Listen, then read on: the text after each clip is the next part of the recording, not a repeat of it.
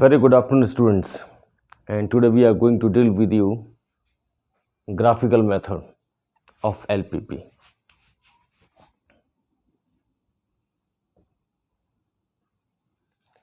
The representation of LPP by the help of graphical method.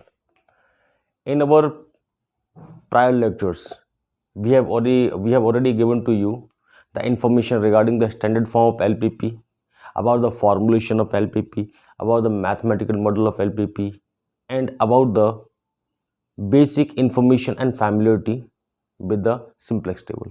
ये सब कुछ हम पुराने वाले लेक्चर में आपको बता चुके हैं और हम सिंप्लेक्स मेथड स्टार्ट करने वाले थे.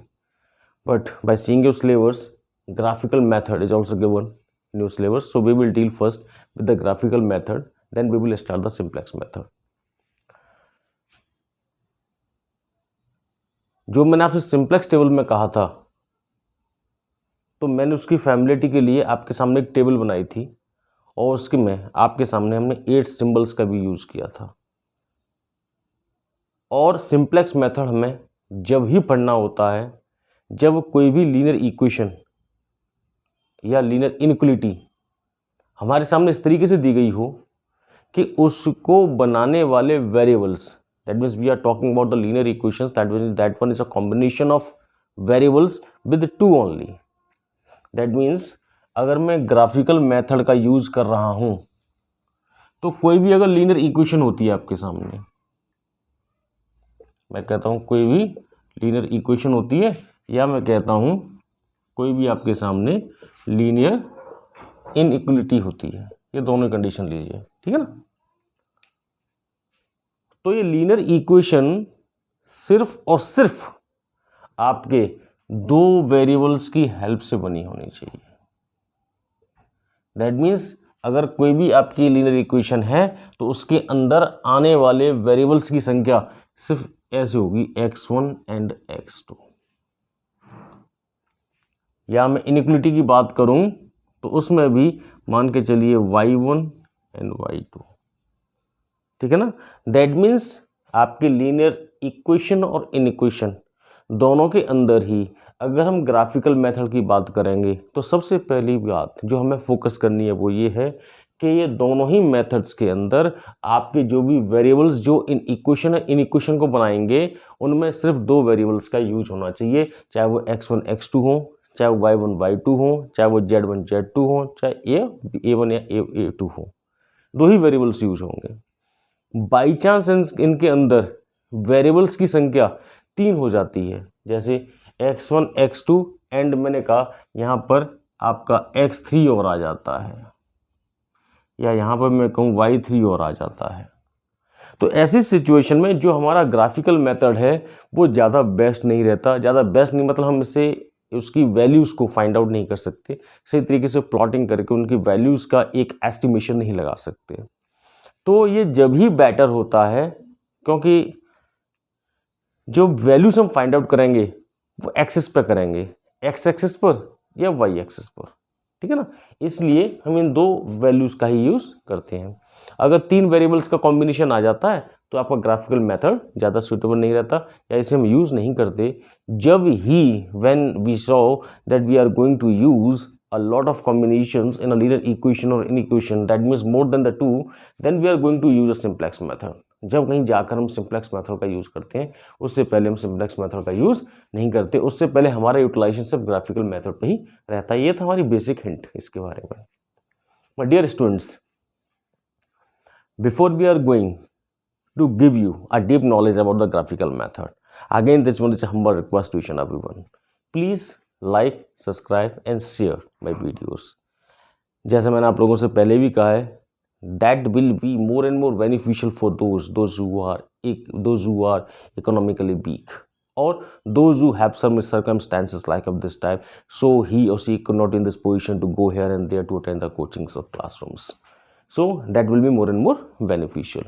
And I told to you that all my videos always should be and must be and available on a public mode. So please like and subscribe. Now we are going to proceed in. तो देखिए basic जो hint थी वो मैंने आपको दे दी इसके बारे में, मगर कुछ बेसिक तरीका है जो आप लोग बचपन से पढ़ते चले आ रहे होंगे। देखो कैसे होता क्या था, सपोज कर लीजिए आप, मानिए लेट्स करो, आप इस तरीके से पढ़ रहे होंगे छोटी क्लासेस में कि x plus Y is equal to दिया गया है मान लो 5, ऐसे दिया गया था, और आपसे कहता है कि आप इस लाइन को एक ग्राफ पेपर पे बना के दिखाइए। तो आप लोग क्या करते थे, पहले x और y की वैल्यू को, या मैं कहूँ x एक्सिस पर आपके x की कोऑर्डिनेट और y एक्सिस पर आप y के कोऑर्डिनेट को फाइंड आउट करने की कोशिश करते थे, और एक्सिस पर उनके पॉइंट्स को मिलाकर एक स्ट्रेट लाइन बना देते थे। ये आपका तरीका रहा है।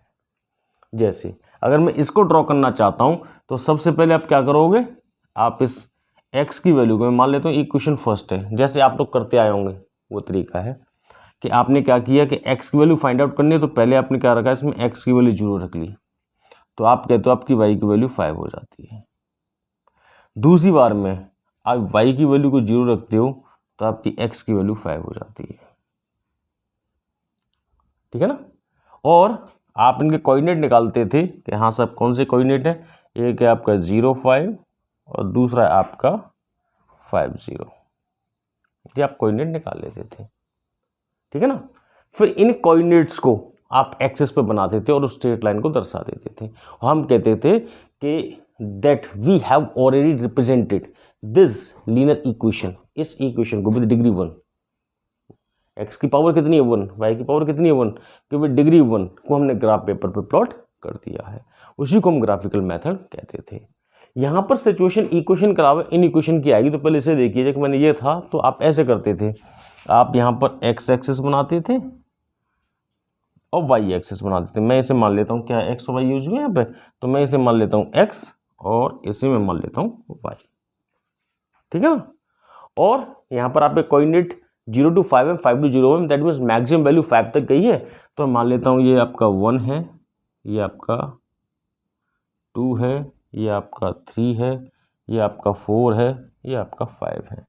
ऐसे में मान लेता हूँ ये आपका 1 है, ये आपका 2 है, ये आपका 3 है, ये आपका 4 है, ये आपका 5 है। डियर स्टूडेंट्स, ये मैं सिर्फ आपके वाइट बोर्ड पे बना रहा हूँ, ग्राफ पेपर पे ही एक्चुअल लेंथ, एक्चुअल मेजरमेंट निकलता है, ठीक है ना। और ये आपका है ओरिजिन, इसको मान लेता हूँ 0 0, यहाँ से आपकी शुरुआत होगी, चाहे x एक्सिस पर जाइए चाहे y एक्सिस पर जाइए। देखिए जब वो x एक्सिस पर 0 है तो आपका y एक्सिस पर 5 चलता है, और जब वो y एक्सिस पर 5 है तो आपके y एक्सिस पर 0 चलता है, और मैं इन दोनों लाइंस को, इन दोनों पॉइंट्स को मिला देता हूँ, ठीक है ना। और जो ये लाइन बन के तैयार होती थी, और इस लाइन को हम कहते थे कि ये आपकी x plus Y equal to 5 है।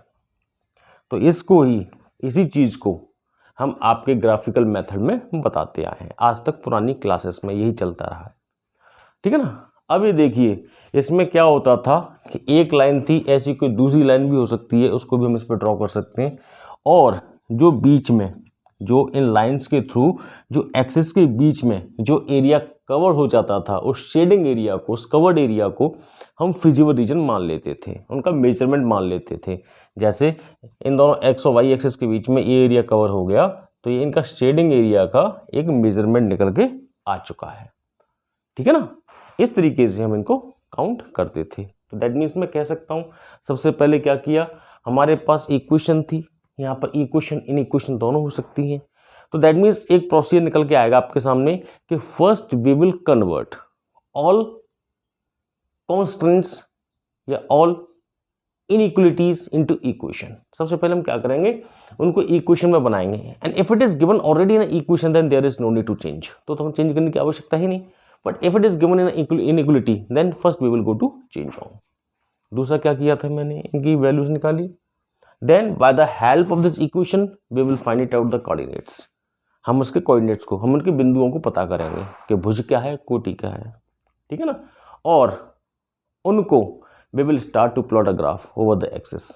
हम एक्सिस और वाई एक्सिस के ऊपर जो भी आपके एक्स और वाई की वैल्यूज निकल के आ रही हैं उनको हम ग्राफ पेपर पे डिनोट कर देंगे, ठीक है ना।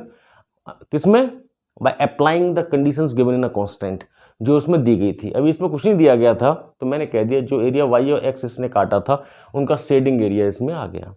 अगर यहाँ पे 2 या 3 लाइंस होती, 2 या 3 लीनियर इक्वेशंस होती, तो निश्चित तौर पर हम उन दोनों की दी हुई कांस्टेंट की कंडीशंस के आधार पर कि वो लेस देन में दिया हुआ है या मोर देन में दिया हुआ है, उनके आधार पर आपका एक शेडिंग एरिया फाइंड आउट करते। दैट मीन्स वो एरिया फाइंड आउट करते, वो कवर्ड एरिया फाइंड आउट करते जो उसके ऑब्जेक्टिव फंक्शन के अंतर्गत उसके लिए कांस्टेंट का काम कर रहा होता, कि उन दी हुई सेट ऑफ लिमिटेशंस के अंदर हमें अपने ऑब्जेक्टिव फंक्शंस को मैक्सिमाइज या मिनिमाइज करना है। तो उस आए हुए प्लॉटिंग एरिया से इस शेडिंग एरिया को हम फिजिबल रीजन कहते हैं, और उन कॉर्नर्स पर जहाँ पर उनका ऑब्जेक्टिव फंक्शन चाहे मिनिमाइज का हो चाहे मैक्सिमाइज का हो, जो हमें करना हो उन कॉर्नर्स पे जो शेडिंग एरिया होता है उस पर हम चेक करेंगे कि भाई वास्तविकता में वो चीज़ सही है या नहीं है। Then we will start to check, है ना, the maximization of the minimization values of the objective functions over the given corners. तो यही पूरा एक प्रोसेस आपका ग्राफिकल मेथड के अंतर्गत आता था। तो बिफोर स्टूडेंट्स मैं इसके बारे में आपको एक न्यूमेरिकल कराऊं, उससे पहले मैं इसके कुछ वर्किंग रूल्स हैं, कुछ इसके प्रोसीजर्स हैं जो आपके आने चाहिए। क्योंकि कभी कभी थ्योरी में पूछ भी लिया कि what do you know about the graphical method, right the working rule of graphical method, ठीक है ना। तो इसके कुछ वर्किंग रूल्स हैं, समझा मैंने दिया है, वही चीज़ है जो उसके वर्किंग रूल में आ रही है। पहले आपको इक्वेशंस, पहले आपको आपकी दी हुई लीनियर इक्वेशन और इनइक्वालिटीज़ को इक्वेशन फॉर्म में लाना है, आपके कोऑर्डिनेट्स को फाइंड आउट करना है, प्लॉट्स को बनाना है, ग्राफ को बनाने के बाद उनके कंडीशंस को देखना है, कंडीशंस को देखने के बाद आपको एक फिजिबल रीजन फाइंड आउट करना है, फिर उन कंडीशंस का एक चेकिंग करनी है कि वास्तविकता में जो दिया गया था वो आपका ऑब्जेक्टिव फंक्शन के अकॉर्डिंग है या नहीं है। देन आप अपने ऑब्जेक्टिव फंक्शन को इस पर चेक करते हो, यही था, ठीक है ना। तो dear students, before we are going to rub this particular portion, please pause the video and take the screenshot. तो मैं इसके आगे आपको इसका वर्किंग रूल बताता हूँ और ग्राफिकल मेथड में हमें क्या क्या चीज़ पढ़नी है वो ही बताऊँगा। उसके बाद हम एक क्वेश्चन लेंगे और उसे हम सॉल्व करेंगे। तो डियर स्टूडेंट्स, प्लीज़ इसका स्क्रीनशॉट ले लीजिएगा।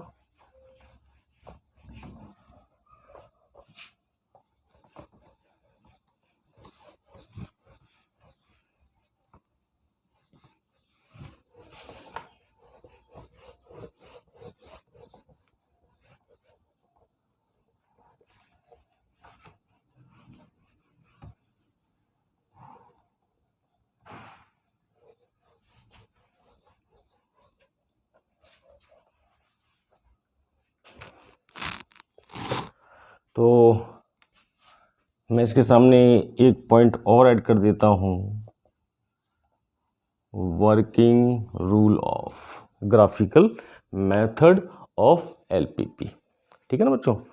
तो इसमें एक चीज़ पहला लिखिएगा जो इसके लिए बहुत इंपॉर्टेंट है। सबसे पहले हमने दी हुई लीनियर इक्वेशन, मैंने कहा था छोटी क्लासेस में इक्वेशन दी गई थी, मगर हमेशा ऐसा नहीं होता। 90% चांसेस आपको वही मिलेंगे जहाँ पर अब आपको देखने के लिए इनइक्वलिटी मिलेगी, क्योंकि एक्सपेक्टेशंस के आधार पर काम होगा कि 4 लोग मिलकर इसको 5 दिन में करते हैं, अगर 10 दिन लगा दिए तो काम शायद 4 दिन पहले हो जाएगा, 10 दिन पहले हो जाएगा, इस तरीके से एक्सपेक्टेशंस लगती हैं। तो सब पहला है कन्वर्ट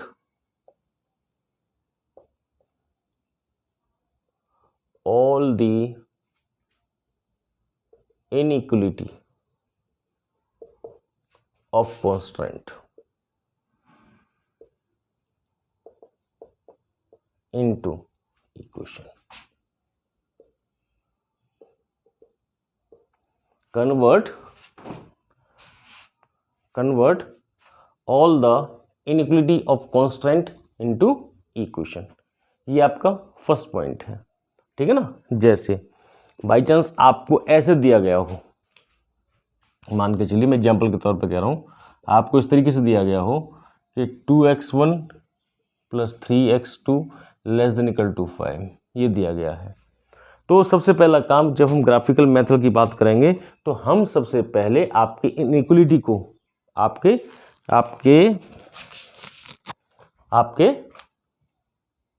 इक्वेशन फॉर्म में कन्वर्ट कर लेंगे।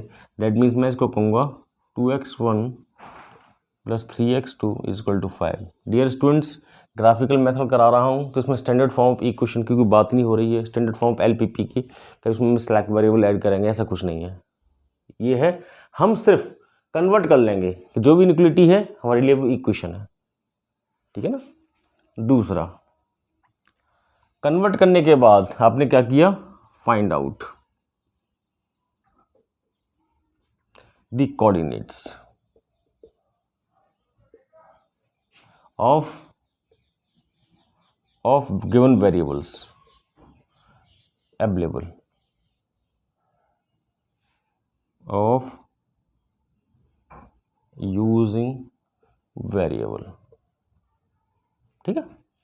Find out the coordinates of using variables.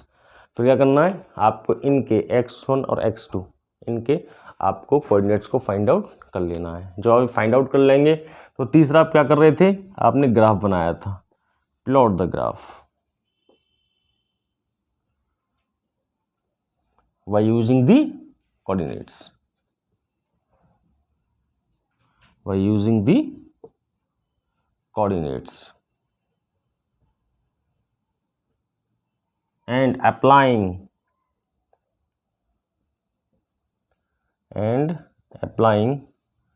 the given conditions। कौन सी कंडीशंस, गिवन कंडीशंस जो आपकी इनइक्वालिटी के अंतर्गत दी गई थी, देखेंगे इनइक्वालिटीज के अंदर। तो plot the graph by using the coordinates and applying the given conditions of constants. अभी आपको मैं सब सिंपल वाला एक एग्जांपल बताया था कि कैसे पुराने टाइम पर छोटी क्लासेस में हम करते चले आ रहे हैं।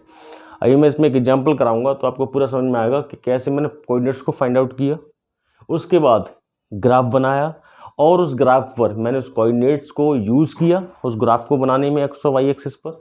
उसके बाद मैं उस कंडीशन को चेक करूंगा कि लेस देन वाली दी हुई थी तो आपका शेडिंग एरिया क्या होगा, अगर मोर देन दिया हुआ